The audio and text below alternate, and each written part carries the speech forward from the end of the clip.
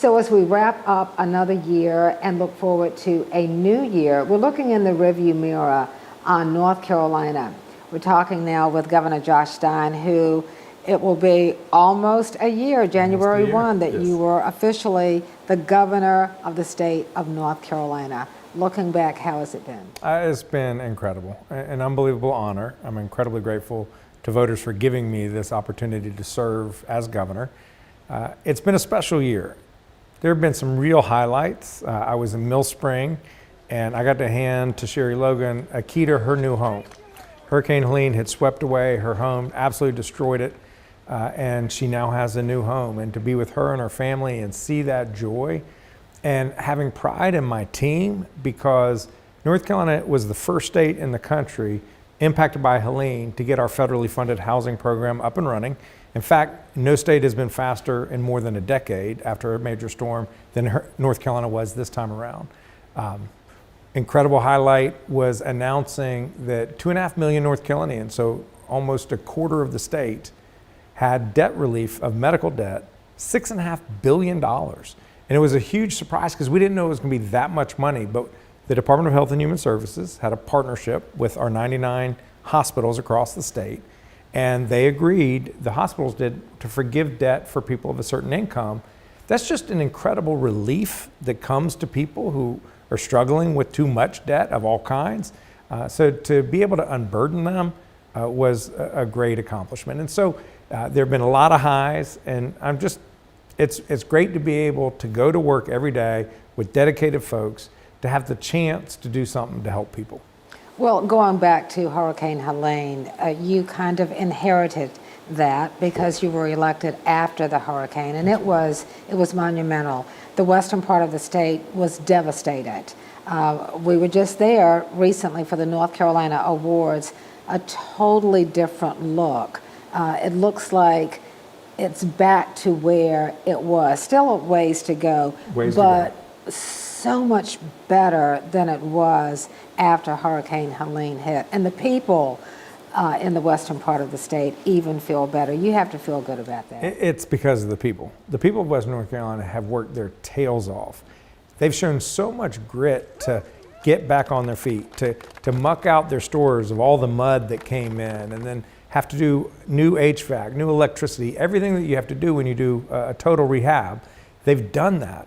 And so I feel like our duty is to do everything we can to support those folks so that they can succeed. You know, first you have to clean up the mess. 15.5 million cubic yards of debris removed, an incredible volume of waste. You got to get the infrastructure back up. 98% of roads have regained access. 99% of water systems are back up and running. You got to support the local economy, and small businesses are the heartbeat of Western North Carolina. And we've put nearly $100 million in grants and loans to about 5,000 businesses that have supported about 15,000 jobs. That's really important. And then houses. So many people lost their homes. We've started this work of getting housing rebuilt, accessing people's property through private roads and bridges. That program is up and running. So we do have a lot more work to do, but I feel really proud of what we've accomplished in this year. And I do want to say it's been a bipartisan effort. We couldn't have done what we did without the partnership of the General Assembly. There are plenty of issues where we disagree and important issues where we disagree, but I do think it's important to lift up when we get things done collaboratively. Well, and that's encouraging to hear because the nation is politically divided, and some of that trickles down to North Carolina. Looking ahead in 2026, what are your goals to reduce that divide? Well, there are a few things we need to do in 2026. The first is, I say, execute. We've got to execute. Problems don't exist on a calendar year basis. Hurricane Helene recovery is going to persist in the next year and actually in 27 and beyond. Fixing the DMV, you don't fix it in 1 year, you fix it over time. But we've made great progress in dropping down wait times. We need to keep on it and not lose focus. We have to get a budget. This is something where the legislature, I feel, has failed this state. 49 states have budgets for this fiscal year. North Carolina is the only General Assembly, the only legislature in the country that has not yet passed one. They've got important work to do because we have not invested in our teachers. We have among the lowest paid teachers in the country. They've not invested in our highway patrol and correctional officers and other law enforcement. We need to do better by them. They have to fully fund Medicaid. They have not yet done that. There's real risks if they don't fully fund Medicaid to the healthcare system as a whole, not just for Medicaid people, but for anybody who gets private health insurance as well. Because if a provider cannot keep their doors open because they're not getting paid from Medicaid, when their doors are closed, all patients lose coverage, including people with private insurance. So there is a lot of work that they need to do, the legislature, to pass the budget. I'm sitting at the table. I'm ready to sit with them to address this issue.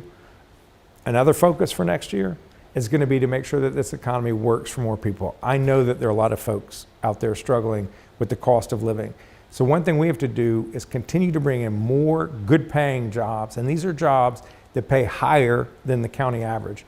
We announced this year 35,000 new jobs recruited to the state, $24 billion in capital investment.